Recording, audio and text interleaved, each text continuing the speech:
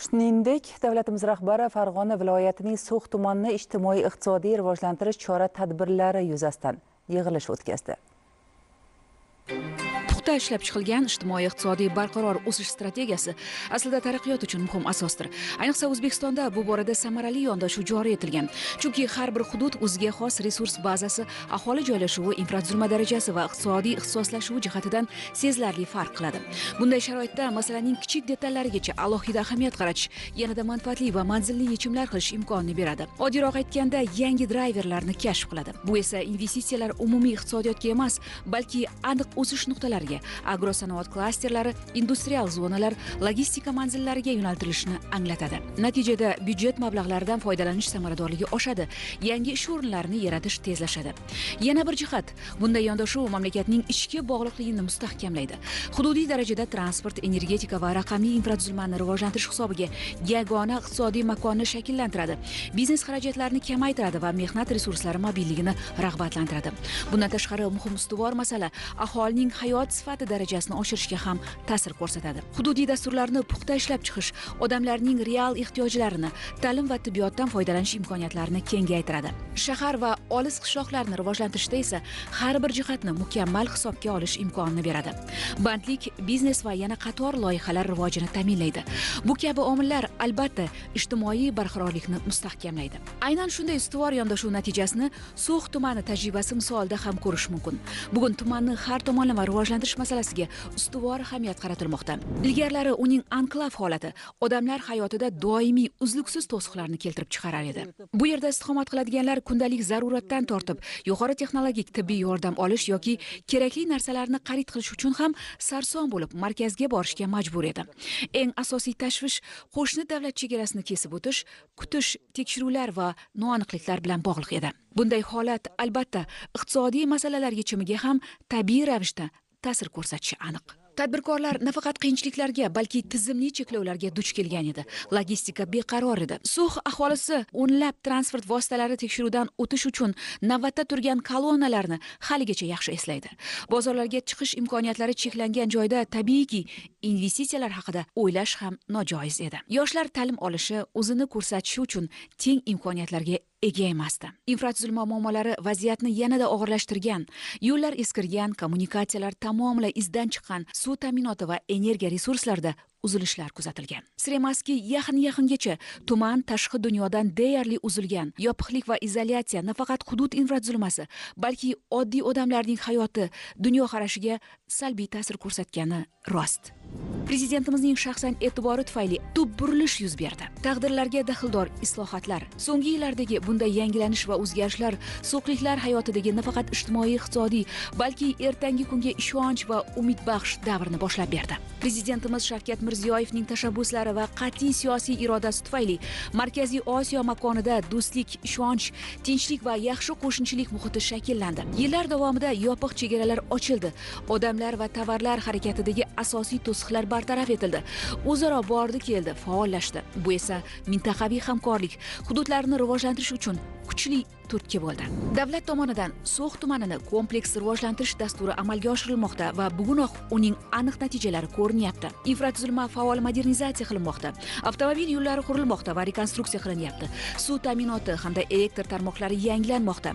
Yangi uy-joylar, maktablar, tibbiyot muassasalari, ijtimoiy obyektlar barpo etilyapti. Biznes uchun imkoniyatlar sezilarli darajada kengaydi. Yangi korxonalar tashkil etilmoqda. Ish o'rinlari soni ortyapti. Investitsiya faol ravishda o'sishda davom etmoqda. Eng muhimi, So'x tumani endi rivojlanishdan chekkada qolgan bir manzil emas, balki u izchil ravishda mamlakat iqtisodiy makoniga integratsiyalashayotgan, yangi logistika va ishlab chiqarish zanjirlari bilan takomillashayotgan zamonaviy tumanga aylandi. Muhimi, odamlar o'z hayotida o'zgarishlarni seza boshlagan. Ijtimoiy barqarorlik kelajakka ishonch kafolat ekanligini hayotning o'zi ko'rsatib turibdi. Bu bejiz emas albatta. Kelgusida tumanni barqaror rivojlangan hududga aylantirish maqsadi qo'yilgan va bu jarayonning har bir bosqichi shaxsan davlatimiz rahbarining nazoratida. Bugun prezidentimiz Shavkat Mirziyoyev Farg'ona viloyatining So'x tumanini ijtimoiy iqtisodiy rivojlantirish chora-tadbirlari yuzasidan yig'ilish o'tkazdi. Ta'kidlanganidek, avvallari So'x yetib borish qiyin, transport va logistika imkoniyatlari cheklangan, iqtisodiy aloqalari zaif hududlardan biri edi. So'nggi yillarda mintaqaviy hamkorlik va qat'iy siyosiy iroda tufayli bu hududni kompleks rivojlantirish uchun yangi imkoniyatlar yaratildi. Yangi yo'llar ochildi. Chegaradan o'tish tartiblari yengillashtirildi. Tadbirkorlik uchun sharoitlar yaxshilandi. Zamonaviy bog'cha, maktab, poliklinika va uy-joylar barpo etildi. Bugungi kunda So'xdagi 25 ta mahallada 88,6 ming nafar aholi yashaydi. Hududda 29 ta maktabgacha ta'lim tashkiloti, 33 ta maktab, 2 ta o'rta maxsus ta'lim muassasasi, 14 ta sog'liqni saqlash muassasasi va 2 ta madaniyat obyekti faoliyat ko'rsatmoqda. O'tgan yilning o'zida 13,921 ta ish o'rni yaratildi.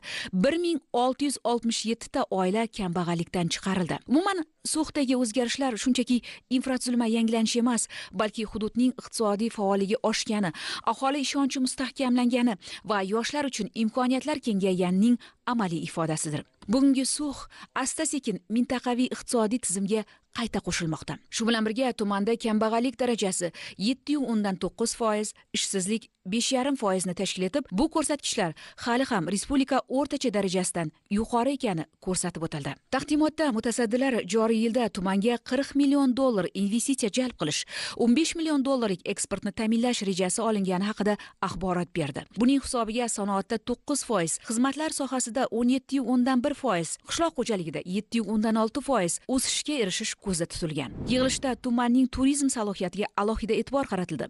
So'xning betakror tabiati, musaffo havosi, daryolari va salqin iqlimi mazkur sohani iqtisodiyot drayverlaridan biriga aylantirish imkonini berishi ta'kidlandi. Masalan, Sarikanda, Rovon va Istiqlol mahallalaridan o'tgan So'x daryosi qirg'oqlarida yangi turizm obyektlarini qursa bo'ladi. Yoki bu yerda reabilitatsiya, fizioterapiya, dori-darmon logistikasi va tibbiy ta'limni bir hududda jamlagan tibbiy xizmatlar klasterini tashkil etish uchun barcha sharoitlar mavjud. Umuman turizm va xizmat ko'rsatish sohasida $60 million investitsiya jalb qilish, qariyb 2000 ish o'rni yaratish, turizm xizmatlari hajmini 15 milliard so'mga, eksportni esa $2 million ga oshirish rejalashtirilganligi ma'lum qilindi. Eng muhim vazifalardan biri sifatida aholi yashashi va mehnat qilishi uchun qulay infratuzilma yaratish, tadbirkorlikni kengaytirish va bandlikni ta'minlash masalalari muhokama qilindi. Har bir mahallada 10 tadan jami 300 ta mikro loyiha ishga tushirilib, 8,6 ming aholi kasb-hunarga o'qitiladi. Bu loyihalarga banklar tomonidan 64 milliard so'm kredit resursi yo'naltiriladi. Ijtimoiy va infratuzilma obyektlari uchun esa qo'shimcha 74,5 milliard so'm ajratiladi. Transport logistika masalalari ham atroflicha ko'rib chiqildi. Tumanning boshqa hududlar bilan bog'liqligini oshirish, chegaradan o'tishni tezlashtirish hamda iqtisodiy aloqalarni kengaytirish bo'yicha amaliy choralar belgilandi. Aholi daromadining asosiy qismi qishloq xo'jaligi bilan bog'liq ekani inobatga olinib, ushbu sohada zamonaviy yondashuvlar va yangi texnologiyalarni keng joriy etish zarurligi ta'kidlandi. Masalan, Qayroq massividagi 425 gektar yaylovda mevali bog'lar, Chashma mahallasidagi 60 gektar yerda zafaron plantatsiyalari, Ozod va So'x xo'jaliklariga qarashli 100 gektar maydonda kartoshka yetishtirish loyihalarini amalga oshirish taklif etildi. Shuningdek, Navobod mahallasida baliqchilikni rivojlantirish bo'yicha loyiha taqdim etildi. Unga ko'ra 50 sotixdan 30 ta hovuz tashkil qilinib, har bir hovuzdan 50 tonnadan forel balig'ini yetishtirish mumkin. Shu bilan birga Devayron va Tul dasht hududlari oralig'ida 8 kilometr uzunlikda uzoqar sug'orish tarmog'i qurilishi hisobidan 500 gektar mevali bog' va qo'shimcha 300 gektar ekin maydonini o'zlashtirish imkoniyati mavjudligi ko'rsatib o'tildi. Davlatimiz rahbari So'x tumanini rivojlantirishda eng asosiy maqsad odamlar hayotida sezilarli o'zgarish qilish, aholi daromadini oshirish, ish o'rinlarini yaratish va hududning transport bog'liqligini yanada kuchaytirish iborat ekanligini ta'kidladi. Mutasaddilarga tuman bo'yicha belgilangan vazifalar ijrosini ta'minlash yuzasidan tegishli topshiriqlar berildi. Viloyatimizning So'x tumani muhtaram prezidentimizni doimiy diqqat va e'tiborlarda turadigan bir alohida tumanlardan desak mubolag'a bo'lmaydi. Xususan, o'tgan 9 yil davomida tumanda iqtisodiy, ijtimoiy rivojlantirish nuqtai nazaridan ulkan ishlar amalga oshirildi. Eng asosiysi yo'llar ochildi, chegaralar ochildi. Tumanni iqtisodiyotga kiritilayotgan mablag'lar miqdori yildan yilga oshib boryapti. Tumanda ilk marotaba sanoat paydo bo'ldi. Tumanda investitsiyalar jalb qilina boshlandi. Tumanni o'tgan yildan boshlab mana $12,5 million eksport qilishni boshladi. Lekin shu bilan birgalikda hurmatli prezidentimiz So'x tumanini demak iqtisodiy, ijtimoiy rivojlantirish va So'x tumanini ishsizlikdan xoli, kambag'allikdan xoli hududga aylantirish bo'yicha alohida demak topshiriqlar berib, shu topshiriqlar asosida qaror loyihasi ishlab chiqildi. Hozirgi kunga qadar So'x tumanini iqtisodiy, ijtimoiy rivojlantirishga e'tibor berilmayotgan sohalarga alohida demak ushbu qarorlar bilan e'tibor qaratyapti. Xususan, So'x daryosi mintaqasida 130 gektar yerda turizm majmuasi tashkil bo'lyapti. Bu majmuani tashkil qilish bilan birgalikda mana shu So'x daryosining ikki qirog'ini demak mustahkamlash va bu yerga eng zarur infratuzilmalarni yaratish uchun 180 milliard davlat byudjetidan mablag'larni ajratilyapti. Hozirgi kundanoq bu yerda investitsion va turizm loyihalarini amalga oshiradigan juda ham ko'p talabgorlar, xususan mahalliy talabgorlarimiz ham, qolaversa xorijlik talabgorlar ham soni kundan kunga oshmoqda. Qolaversa, hurmatli prezidentimiz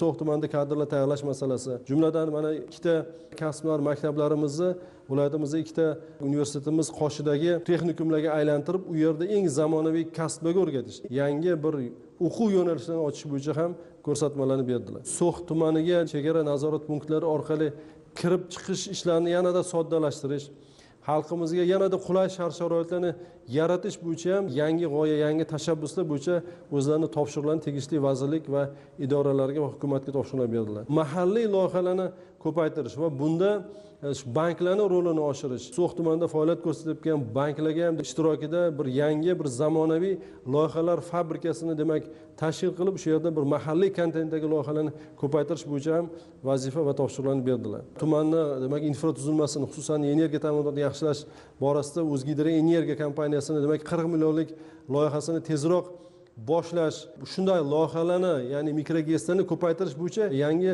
loyihalar ishlab chiqarish bo'yicha ham vazifalar berildi. Qolaversa, shu So'x tumaniga avia qatnovlarni muntazamligini oshirish, kichik masofaga uchuvchi zamonaviy samolyotlar parkini yaratish bo'yicha ham tegishli idora vazirliklarga topshiriqlarni berdilar. O'ylaymanki, bu qaror So'x tumanining rivojlanish tarixida yangi rivojlanish davrini ochib beryapti. Biz mana shu viloyatdagi barcha mas'ul rahbar 24 soatlik favqulodda demak ish tashkil qilgan holda ushbu qaror ijrosini ta'minlab, demak So'x tumanini ham 1 yil muddat ichida kambag'allikdan xoli va ishsizlikdan xoli hududga aylantirish bo'yicha mana shu prezidentimiz bergan topshiriq ijrolarni to'la demak ta'minlash bo'yicha qattiq ishga kirishamiz.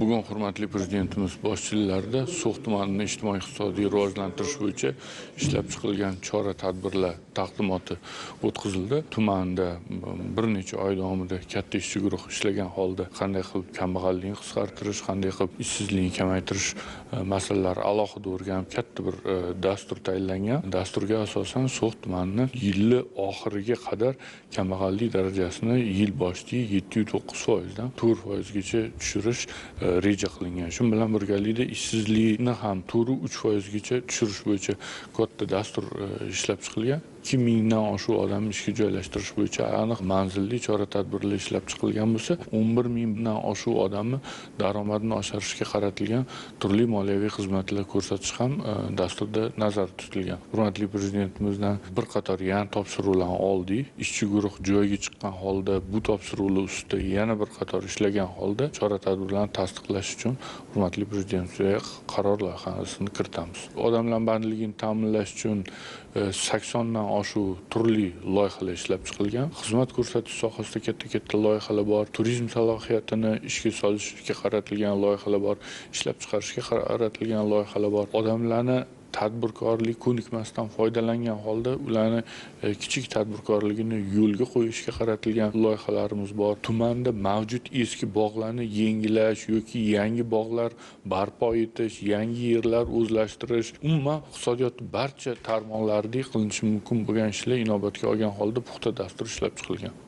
So'x tumanida 500 kilometrga yaqin avtomobil yo'llari mavjud. Shundan 100 kilometr umum foydalanuvdagi yo'llar bo'lsa, 400 kilometrga yaqini bu mahalliy va ichki yo'llar hisoblanadi. Eng asosiy topshirig'imiz shu yo'l tarmog'i bo'yicha hech qanday muammo bo'lmasligi kerak. Tumanda ta'mirtalab bo'lgan yo'l qismlarini qabul qilinayotgan yangi qaror bilan hammasini ta'mirlash choralarini ko'rish bo'yicha topshiriq oldik. So'x tumaniga demak Farg'ona viloyatidan o'sha asosan O'zbekiston tumani orqali o'tishda eng qisqa masofa joydan demak yangi trassa asosida yo'l qurish topshirig'ini oldik va bu bo'yicha endi loyiha tashkilotlarimiz bilan joyiga chiqib o'rganib, qo'shni davlatlar bilan mana shu loyihani amalga oshirish bo'yicha hamkorlik qilish yuzasidan muzokaralar olib borib, aniq yechimlar bilan mana shu loyihalarni tez orada boshlaymiz.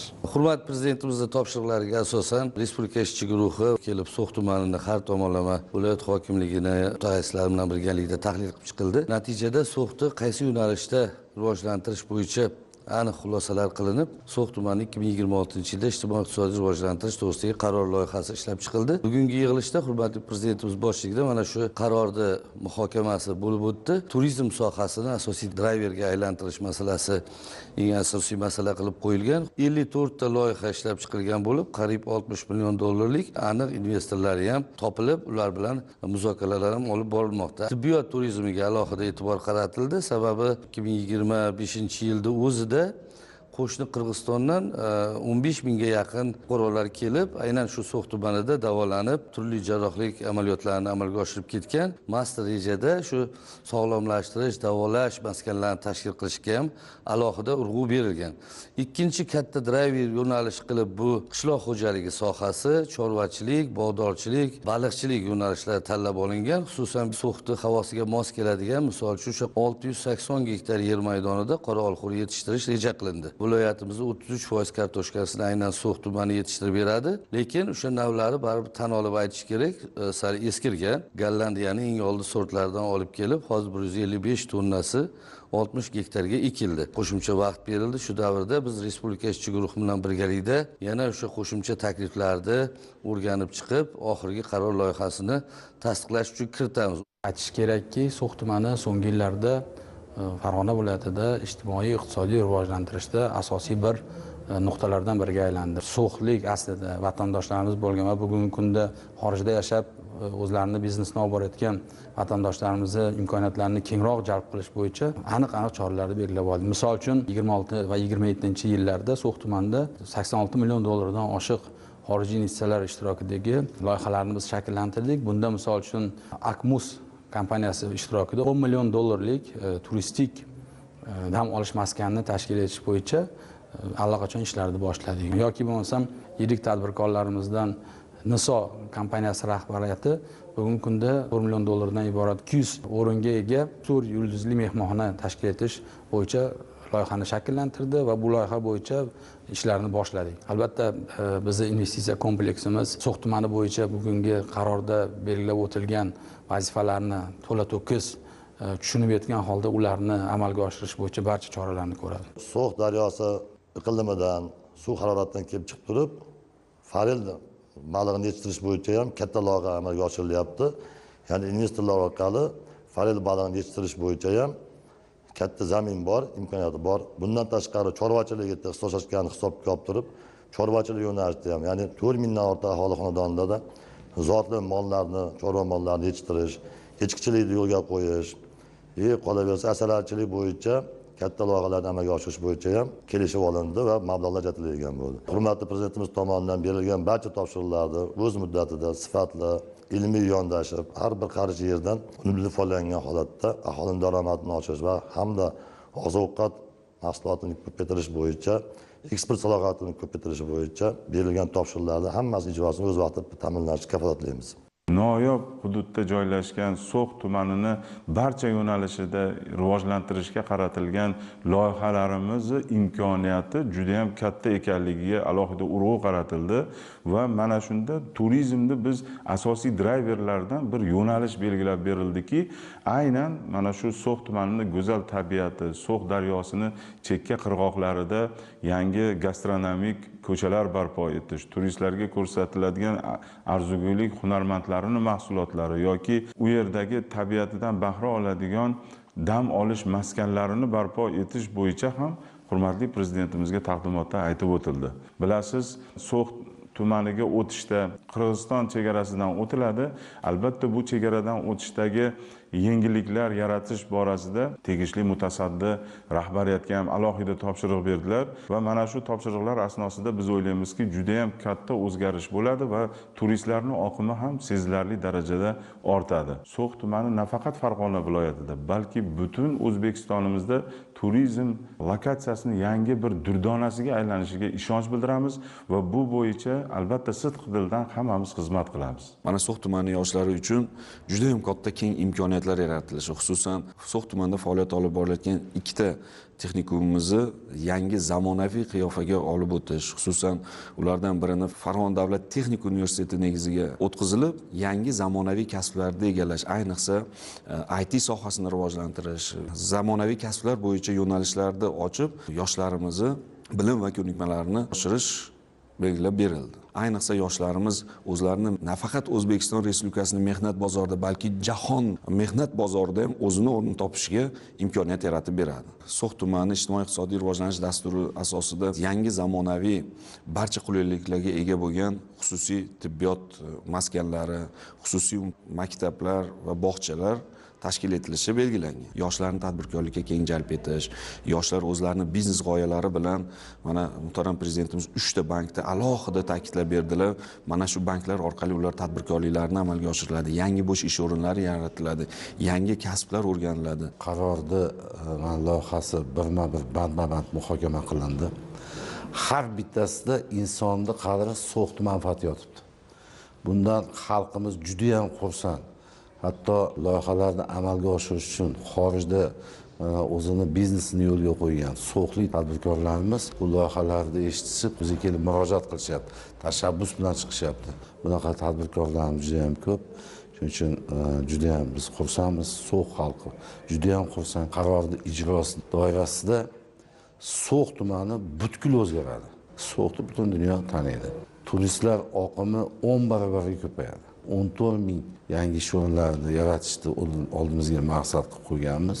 Bu loyihalarni amalga oshirish, ishchi o'rinlari ham o'sha biz o'ylagan rejadan ham ortiq bilan bajariladi.